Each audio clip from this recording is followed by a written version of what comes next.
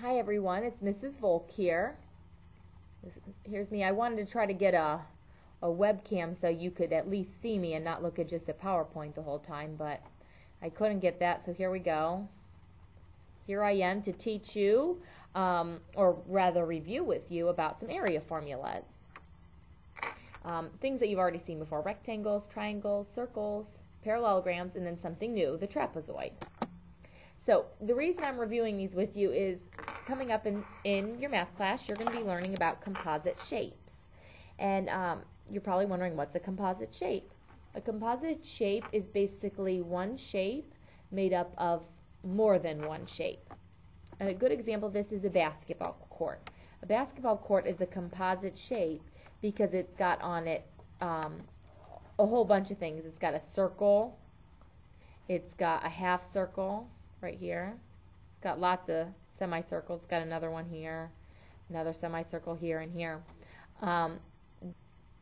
Okay, the first thing we're going to review is the area of a rectangle.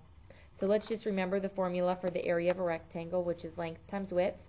Sometimes you're going to see this written as L times W. So make sure you write this down on your notes. Make sure you write down the formula and then write down that it's also written as L times W. Notice I wrote it as a cursive L because sometimes if you write it as a printed L, it looks like 1 times W.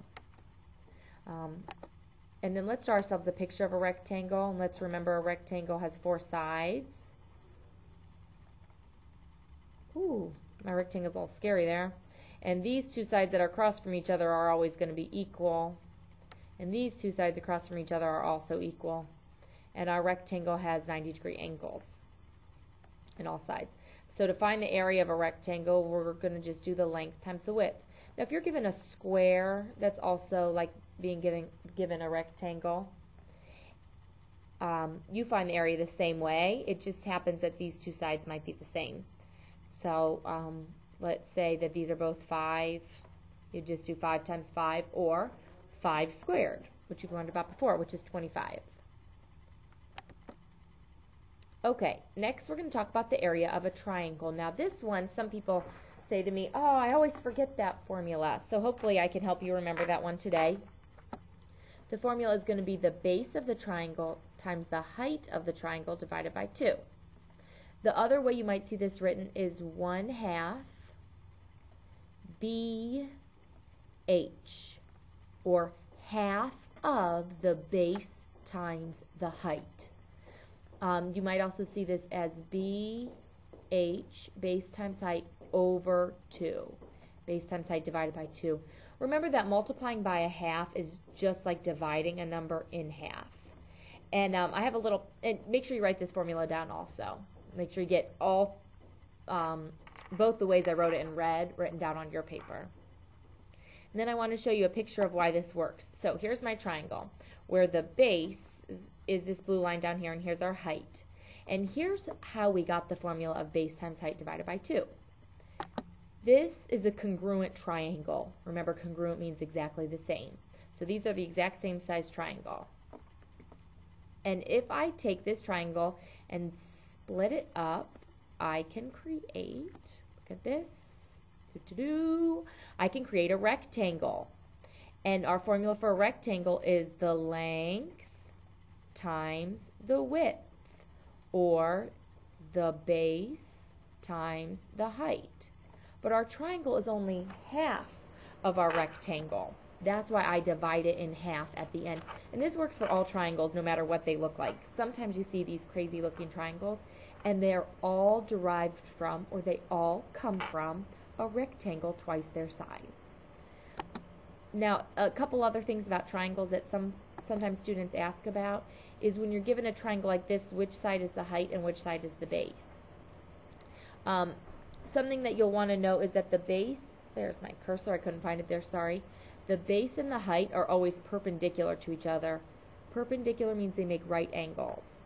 Okay, so in this case, this would be our base, and up here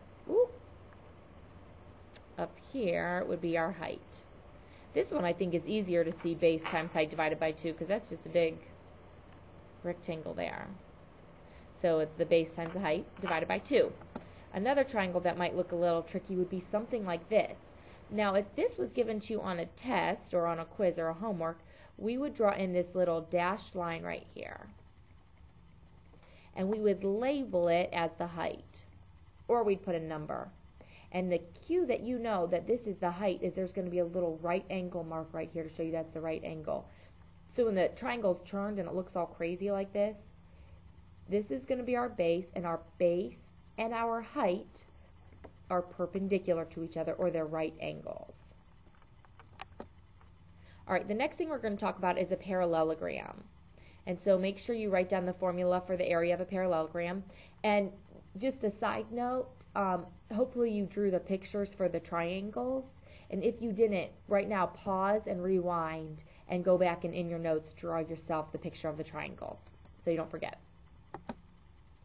All right, so the formula for the area of a parallelogram is base times height. I know it's strange because it feels like a lot of these formulas have to do with the base and the height, but that's because a lot of the shapes come from rectangles. And so I want to show you about how we got the area of a parallelogram as the base times the height. So here's our parallelogram. Remember, a parallelogram is like a rectangle that looks pushed onto its side. And we say it's the base times the height because watch what happens. I take this little triangle right here, this triangle, and I'm going to cut it off and move it over there. And what do I have? Lo and behold, a rectangle. And we know how to find the area of a rectangle. It's so easy. You just multiply the base times the height, or the length times the width. Just one side by the other. I think that one's pretty easy. All right, the next thing we're going to take a look at today is the area of a trapezoid.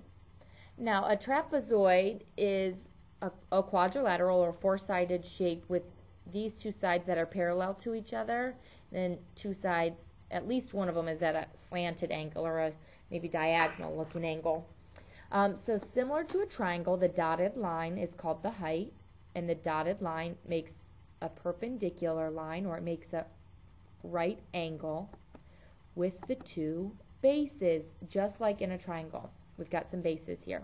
Now the difference here are there are two bases, so we call one base 1, and the way we write that is b sub 1, and base 2, or b sub 2. These little numbers here are just to help you distinguish between the two bases. It does not mean to square it.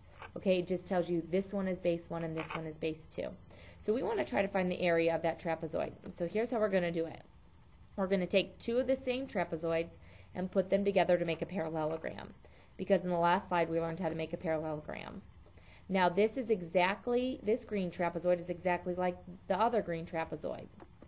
So that means this is also the height. And now here our short side from the top is now the short side on the bottom. So that's our base 1. And then our base 2, the longer side, matches with this base 2, the longer side. All right, now if you remember, to find the area, we're going to have to do the base times the height. But in this case, the base is this whole big long side. So to find it out, we have to add the small base, which is right there, and the big base, which is right there, or base 1 plus base 2. So we got those numbers, or those letters rather. And the bottom part is also base 1 plus base 2, because this time base 1 is right there and base 2 is going to still be our squiggly line. They just kind of switch places, but that's okay. Alright, so remember the formula for the area of a parallelogram is the base times the height, because it's derived from a rectangle. In this case, though, let's look at our base. Our base isn't just one number, it's the sum of both of these numbers. It's both of these added together. Alright, so it's base 2 plus base 1.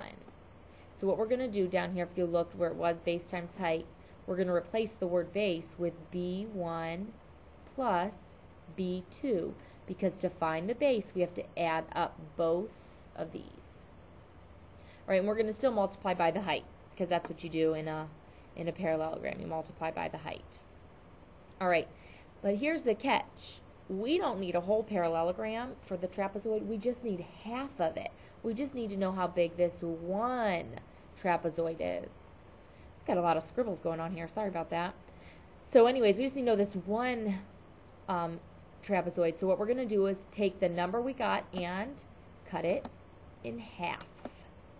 So this is our official formula for the area of a trapezoid, and I would write this down if I were you. It's the base 1 plus base 2, so both bases added up, then you multiply by the height, and then you cut it in half. So 1/2 b1 plus b2 times height.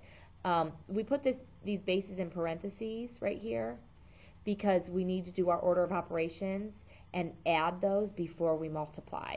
Okay, so the other way you might see this written is b sub 1, or base 1, plus b sub 2, or base 2, times the height, all over 2. One time I gave a quiz last year, and the person did not put and all that kids had to do was write down the formulas, and the person did not put the b1 plus b2 in parentheses and lost a point because it changes the value. Okay, so make sure you add the bases in parentheses, multiply by the height, divide by 2. So there's our formula there, just extra emphasis for you. All right, next and last thing we're going to talk about is the area of a circle. So the area of a circle is pi r squared. Remember that pi, if you don't have your calculator and use the pi button, it's 3.14. It's an irrational number. It goes on forever. It's like 3.14159.2. I don't know anymore after that, but anyways, you're going to round it to 3.14 if you are typing it on a calculator, which we aren't really doing right now because we aren't using our calculators. But anyway, so we do pi times the radius squared, or the radius times itself, r times r. Now I have a little picture of this for you. Make sure you write this down. And if there were things in the trapezoid you didn't get written down, please make sure that you stop and go back, rewind, so you can write this stuff down, because this will be a good reference for you. So you're going to want to make sure you write a lot of things down. All right, anyways, back to the circle. Oh, I should have written that a little smaller. Sorry about that. Our picture here for this circle is this little blue circle here. Remember that the radius is from the center of the circle to any outside edge. So this is also a radius. All the way across the circle through the center. I hope you remember that that is called the diameter. And we usually just write a D for that. So when you do the area of a circle, you're going to have to remember that r times r is not the same thing as diameter, okay? This would be r plus r to get the diameter. For the area, you do r times r. Okay, well, that's about it for me. So if you have more questions, feel free to ask me. Feel free to ask your math teacher. And I'm looking forward to hearing some feedback about this. So please let me know what you think about learning via YouTube. And have a great day.